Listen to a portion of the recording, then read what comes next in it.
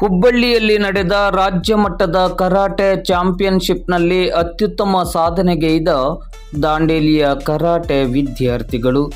ಹುಬ್ಬಳ್ಳಿಯಲ್ಲಿ ನಡೆದ ರಾಜ್ಯ ಮಟ್ಟದ ಕರಾಟೆ ಚಾಂಪಿಯನ್ಶಿಪ್ನಲ್ಲಿ ದಾಂಡೇಲಿ ಕರಾಟೆ ಕ್ಲಬ್ ಹಾಗೂ ದಾಂಡೇಲಿ ಕರಾಟೆ ಕ್ಲಾಸಸ್ ಇಲ್ಲಿನ 12 ಕರಾಟೆ ವಿದ್ಯಾರ್ಥಿಗಳು ಭಾಗವಹಿಸಿ ಅತ್ಯುತ್ತಮ ಪ್ರದರ್ಶನದೊಂದಿಗೆ ವಿವಿಧ ವಿಭಾಗಗಳಲ್ಲಿ ಪದಕಗಳಿಗೆ ಭಾಜನರಾಗಿ ದಾಂಡೇಲಿಗೆ ಕೀರ್ತಿಯನ್ನು ತಂದಿದ್ದಾರೆ.